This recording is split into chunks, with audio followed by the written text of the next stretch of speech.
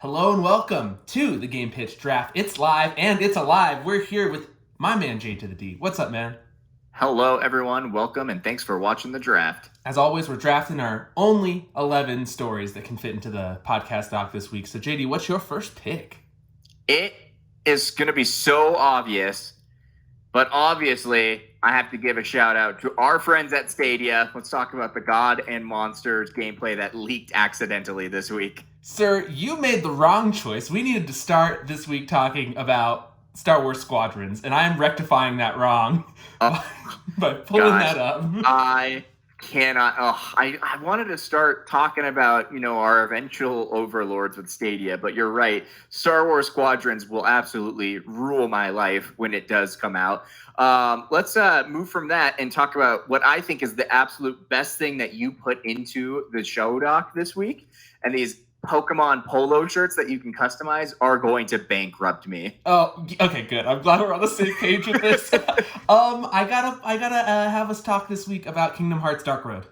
Of course you do. I saw Kingdom Hearts in here, and I knew that it was instantaneously going to be something that you had to talk about. Rage!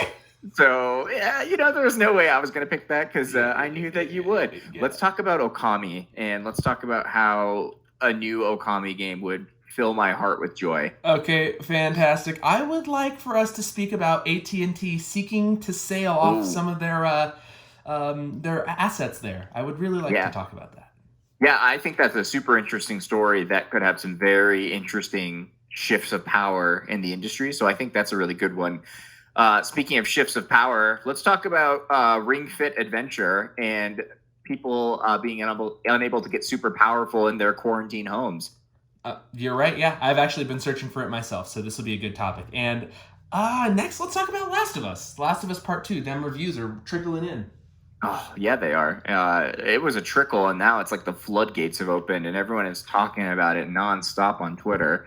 You know what? I'm going to say with my second to last pick, I think I want to talk about Chris Redfield throughout all of the Resident Evil games and his ever-evolving look, if that's what you want to call it. Okay. Oh, man. I was going to pick that. You know what? Let's go with Call of Duty. It's kind of a two-parter here. Yeah, I think it's important to talk about Activision.